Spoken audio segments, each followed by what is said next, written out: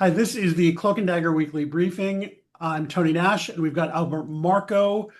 We are covering some not as much geopolitics today than U.S. politics, although we'll get into oil a little bit. But mostly, we're looking at the shutdown. How serious is it? What will likely happen? We're looking at unstoppable markets. We put a piece out earlier this week about unstoppable markets. I want to talk that through with Albert.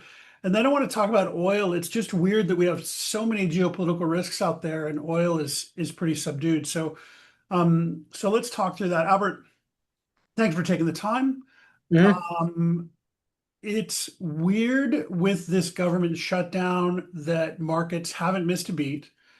We have a meme-driven shutdown with all sorts of things, Hmm. and we have kind of a weird reason for the shutdown being healthcare for people who aren't in the U.S. legally, right? I mean, that's one of the main drivers of the Democrats walking out. So how serious do you think this is? I think a lot of Americans just kind of anymore just aren't really fazed by it much because we see this so often. So is this serious? Is this something we need to be?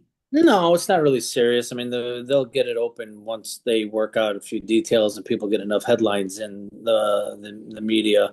Um, the other part of it seems to me like, the Trump administration probably wanted this shut down just Yep. because it avoids any kind of data reports that would be against, their narrative right now. Yeah, I heard Antonini was not, or he turned down the job or he withdrew himself or something like that. Is that true?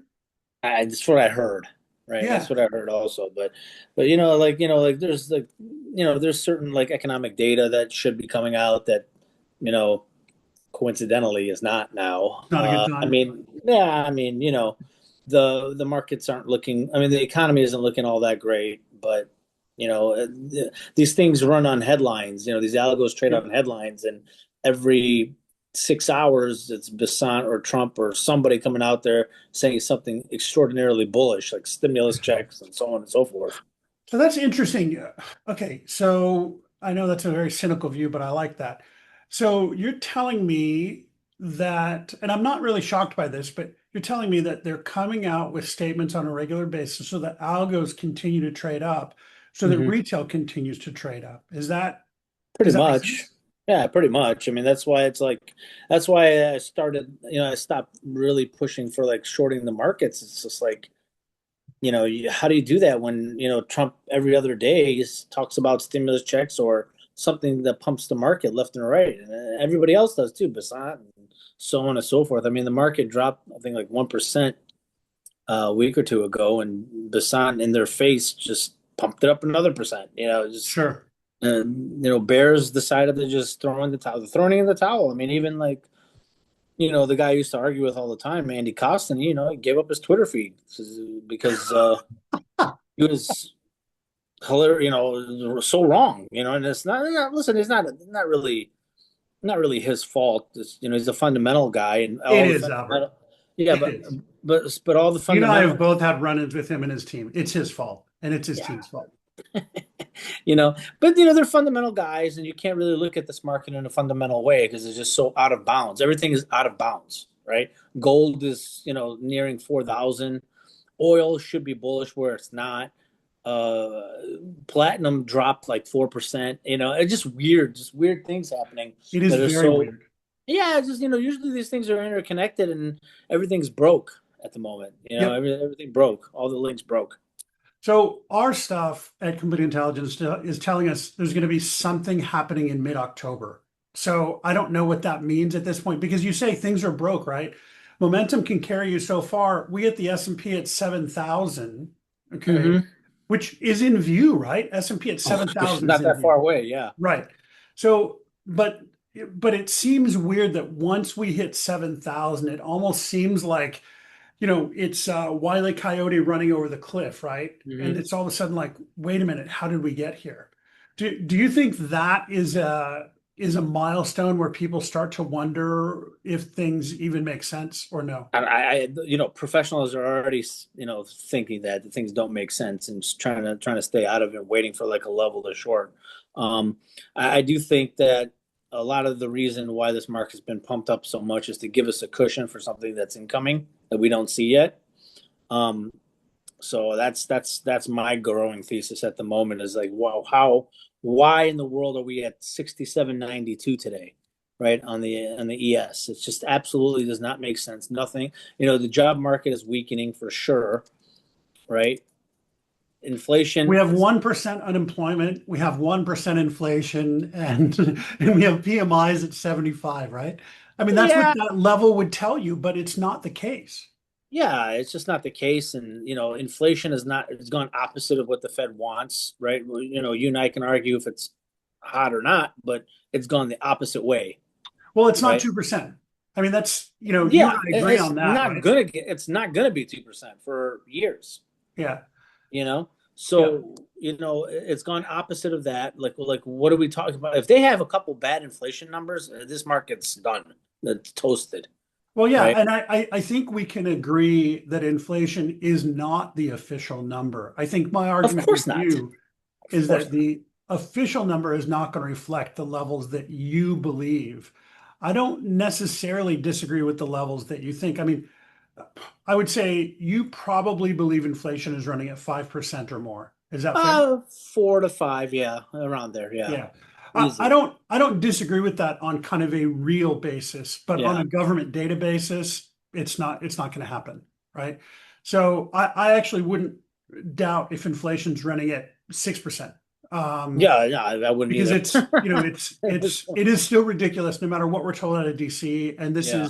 this is not anti-Trump. This is not pro-Biden. I had the same view when Biden was in office that we weren't getting the real numbers. And that's the job of any statistics ministry is to carry the party line for every country. This is not just US, it's every Yep. country. Canada, Mexico, EU, everyone. The job of statistics ministries is to carry the line for the people in power. That's it. Full stop. And That's exactly right. Yeah. it's to give the perception of directional indication of what's actually happening. Okay. So markets are out of whack, but like Albert, I'm at a place where I can't explain anything. No, I can't either. I can't tell you why we're here, Right. at all. This is the ridiculousness of this market. It's like, everything, like I said, like, as much as I don't blame some of those guys like Costin and this crew or whoever the Bears are, you want to say. I don't blame them because fundamentally we should not be here. Oh, I blame I him. I like the So, guy, but so anyways, I don't. um, So look, here's what from a quant perspective, okay? Um, you have to take your look back period for any sort of quant analysis you're mhm, doing and really shorten it. You can't look at a 12 or even 6 month historical period. You have to really shorten your look back period and what you're doing because otherwise you get mean reversion and nothing makes sense. So you have to really think through what are market participants looking at. They're mhm, not looking at a year ago. They're not looking at 6 months ago. They're looking at like 2 weeks ago, right? And yeah, from a quantitative perspective, you really have to look at a very short-term look back period to understand where things are going to go. But even with that, if you look, say, 3 to 6 weeks out, reality starts to catch up. And I'm not calling for, massive pullback or anything like that. I'm just saying things potentially start to stall out within that mhm. horizon. Yeah, they But I think do. we They hit do. 7,000 first. I think 7,000 is foregone I don't conclusion. know. I want to say yes, and it feels yes. You know what I mean? I think at 68, 50. I think some big boys will come in and start shorting this thing, right? I think I mean, it starts to get to like crazy levels. I mean, even It already gold is right crazy levels. now. We're at I don't know. 67.40 right now, right? On the So, ES, we're at 67.90. okay. Okay. See, So, the ES is yeah, I 67.90 mean, at the point, yeah, right? okay. So, I mean, I don't think it's, unless there's something really catastrophic that comes, I mean, I wouldn't doubt if we hit 7,000, but I feel like that's as kind of as far as we go for now. I could be wrong. So with the shutdown, I guess we're combining our first two topics. So with the Mhm. shutdown, this threat of Trump cutting hundreds of thousands of jobs permanently, right? These guys are furloughed, but they're not permanent job cuts. First of all, do you think that will happen at like EPA and other places? Second of all, do you think that will affect markets? Um, I don't think it'll affect markets at all. Okay, I do believe there will be some people fired during shutdowns because he just wants to get rid of them, which I don't blame. You know, it's just craziness. The stuff that goes on. You know what I mean? It's just crazy. So, yeah, like I said, markets won't care, right? And Trump will certainly do it. Any division of the government that he feels is infected by, Soros and whoever and Democrats, why would you not do it? To be quite right. honest. So you're looking at HHS, EPA, those Oh yeah. types of Oh yeah, yeah. departments and agencies that are going to get hit really hard. Yes, yes, absolutely. Okay. And so what you're looking at primarily is like all those guys live in Maryland, right? So if you own real estate in Maryland, you probably should have sold it 6 months ago. Yeah. Right? I mean, No, that's exactly what it means. You're right. right. So you're going to see some localized impacts, but what you're telling me is you're not necessarily going to see market-wide, at least equity-wide impacts directly related to this.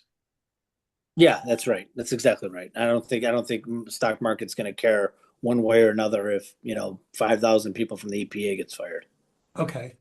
It's different if it's like, Tesla firing, 2%, 5% of its workforce, then the Right. markets care. But government, I don't think so. Right. Okay. So I've seen a lot in media about kind of Schumer and AOC, and that Schumer's pushing this because AOC is nipping at his heels in polls, this sort of thing. Mhm. Is that real? Not really. Okay. I mean, these are all headlines that they want to send messages to their base, what they're fighting for, and so on and so forth. And like I said, these they want everyone on both sides of the aisle want headlines, Of right? course, that's what a government They shutdown is want to look for. like they're coming out ahead on this when they finally sign a budget deal. Uh, they want to look like they're the ones that won. Right. But I don't get the sense that Trump will allow that. And I don't get the sense that Vance will allow that. Just Well, I because of mean, where they are. it doesn't really matter of who's allowing what, you know what I mean? It's just the way the media spins it. It's really, you know what I mean? It's just talking points that, CNN and MSNBC and whoever, name your 4 or 5 letter media outlet that spins it up to benefit who they want it to benefit. Okay. Okay, so I want to get a little bit nerdy about markets and the shutdown also, because you've talked for years about how the Treasury manipulates markets, and Of after course. listening to you for years, I'm a believer, and I think a lot of people are believers in it. Of course, the person you mentioned earlier in this show doesn't believe it, but so Oh, with I'm sure he does now. you think so? Oh yeah. Oh, I'm So sure he does now. uh, so, look, if the government doesn't have money, Hmm. and let's say the TGA is used to manipulate markets, how is that happening? Is there market manipulation on behalf of the Treasury being done right now? I mean, partially yes and partially no. You don't necessarily need a direct intervention by Treasury to the Fed to manipulate markets. They can call up some of their buddies, some big funds and say, "Hey, we need this done. We'll backfill you on some other program if you have any Right. loss." That's just the way it works. I Okay. don't understand why people are so apprehensive, especially academics, are apprehensive to the idea that sort of thing occurs when this is a global superpower. We're not just going to leave things to free market. That's just insane, right? You're Right. not going to let oil go to $200. They're libertarians, Albert. That's why they won't admit it. Some of them will admit it, but You a lot know, of them believe in it's this just fairy it's tale of just free I mean, markets. put yourself in the shoes as if you were emperor of the United States, right? I can And do you that. see a threat of the economy being threatened by whatever commodity or whatever happening in the market. You're going to tell me you're not going to have some kind of fail safe? Of course, we're going to have fail safes. Of course, we have that. Well, here's the thing that I think you understand, but I think a lot of people don't want to admit it. We've had that for a long time because Of people course. got tired of the depressions that we saw in the 1870s, 1890s, 1905, and so on. So they put these brakes in so that we didn't see it. And 1929 was the last time anybody wanted that. And so that's when they put in these other levers. So people can act like it's a Trump or a Biden or Obama or Bush thing, but it's No, not. it's been It's happened no. for a long, long time. Yeah, it's been, listen, I mean, the level of manipulation has certainly gone up in the last 20 years, like exponentially. Yeah. But, there were certainly fail And Yellen safes. was a master at it. I mean, that woman, for as Listen, much grief as we've given her, she's a genius. well, I mean, she got the green light from the Republicans because the Republican, Mnuchin wanted to do it, but just couldn't because of COVID. So she basically took his playbook and just actually weaponized it. Yeah. Listen, as much as I don't like Janet Yellen, the one good thing she did was she did basically take China's economy to the abyss and Yep. put them in their place. Trump, I believe, is kind of letting it off, let them off a little bit. A little bit. Yeah. Yeah, I mean, listen, there's rumors of like, them wanting to establish like their own like secondary reserve currency, but I mean, listen, no one's gonna buy into that because nobody trusts Right. China. But this How is the that's Chinese Navy going to show up to reinforce their currency policy? They they can't. can't, and this is the problem I have with the finance guys and academics is because they just dismiss the entire military dominance that the United States has and Yep. just assumes that China can do the same thing, but they cannot. Right? The Russians cannot. They No, they did. They can't. couldn't. That's why they No. failed. Right? And Bitcoin doesn't have a navy that can show up on somebody's doorstep to enforce currency policy. Well, listen, if there's a serious problem in Bitcoin or any crypto like that, it's like who do you call? What customer service line do you call that fix the problem? You don't. You call Exactly. the ledger. Hey, Yeah, yeah. Call the ledger. Yeah, call the ledger AI. Customer service, and you'll have right, some guy in Shanghai answer the phone for you. right. PLA, crypto Yeah. miner. So, okay. So last thing on the shutdown. What I don't see this time around is any of the, say, overseas media, and maybe I'm just missing this, but I don't see overseas media saying, basically, this weakens the U.S. This shows that the U.S. is, declining, all this stuff. Because, BBC or South China Morning Post or other guys would normally say stuff like this. I'm not seeing that this time. Has No, something because changed? there's a very real possibility that those other the rest of the world is going to start needing the Fed swaps to fill their coffers because they're failing worse. Yeah, Right? I mean, the rest of the world's economy is in the toilet right now. There's really no arguing that. I mean, right. look at Germany, look at France. I mean, they've got Terrible. problems that are Canada. Canada's a failed state at this point, Yeah. And right? for those of you watching, we have put pieces on Germany and France and other things this past For week years. on Cloak and Dagger. Merz has serious problems. He can't hold his coalition together. He may not make it through 2026. So there's a lot going on with Germany, with Russia. Mhm. Again, failed state, Canada, failed state. These are all nation states that are propped up because the US doesn't really push hard on trade and other issues. So, okay, so let's move on to, we've been on this for a while, so let's move on to oil, okay? So I want to look at, so we have a pretty subdued oil price, and I'm sure you saw earlier this week that Jim Cramer said that he sold out all of his oil. He's not going long oil anymore. So it's a great contra indicator to where markets would go. And I know it's kind of funny, but I also think that whenever Kramer says something, typically things go the other way.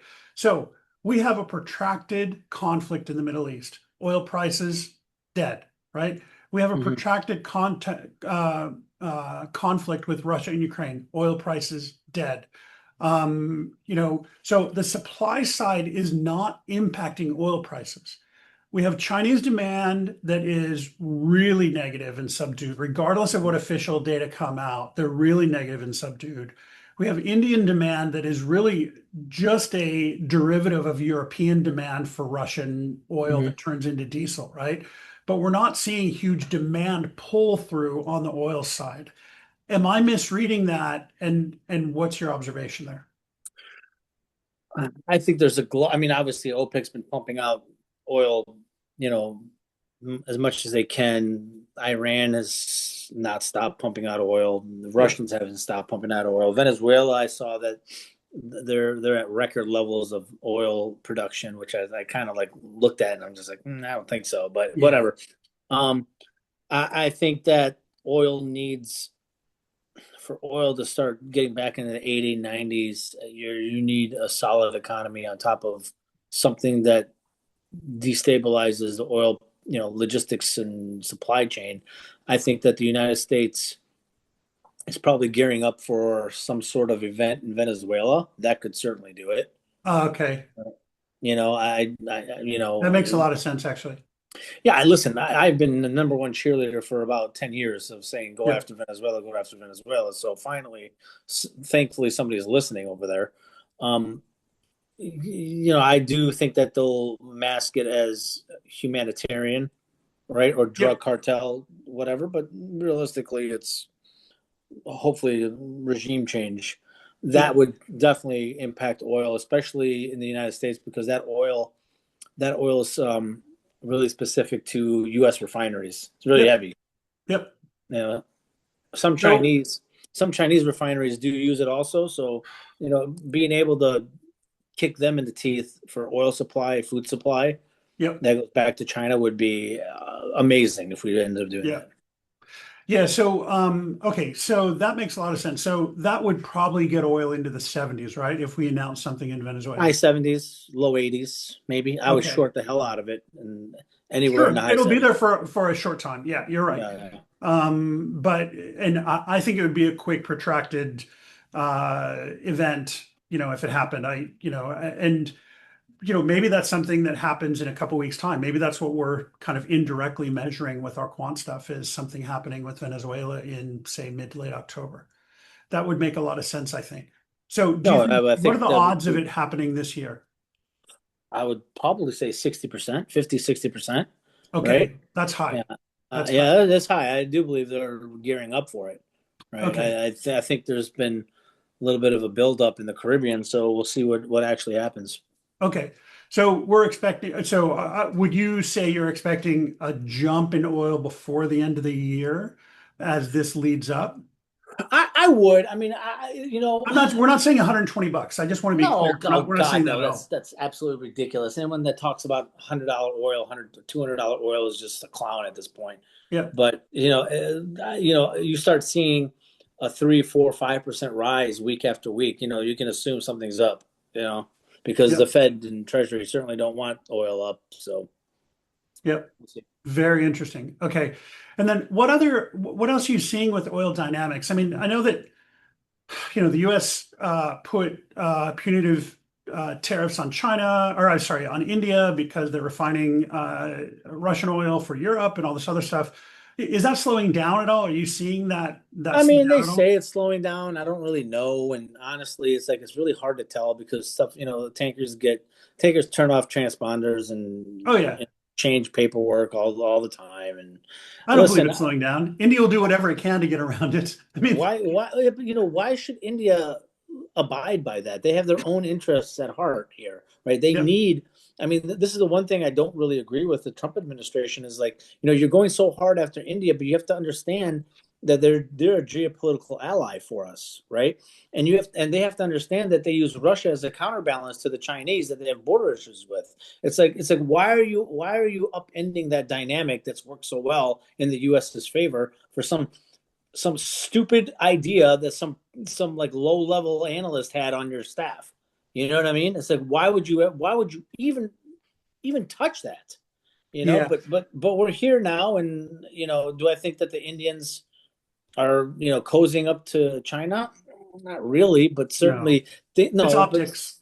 yeah, but They can't stand China, and China can't stand them. no, no, I know, but things have softened between them. That you can't argue that.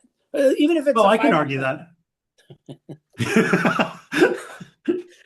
Well, when Xi and Modi start taking pictures together and visiting each other, you can argue things have softened, at least from optics level, It's all right? optics. It's all Yeah, optics. yeah, but still, They the don't trust optics. each other for a second. Of Just like course, Russia and China don't trust each other for a second. I'm no, of sorry. course People not. have said for years that they're in a partnership. They're not. They don't trust each other. Talk to any Chinese bureaucrat. They do not trust Indians. They do not trust Russians because they share No, a border, right? and they've both had battles for years. You can go all the way back to Buddhism coming into China from India and all the pushback and later regimes and how they painted Indians negatively because of the Buddhist influence in China. I mean, we can do this for hours, right? I know.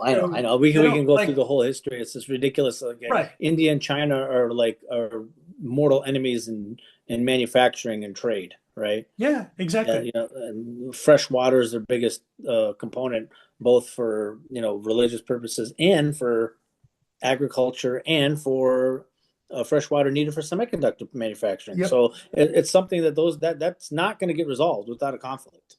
Yep. Yep. And you've said that for years, that's the next big conflict, or one of that's the next big conflict. Yes.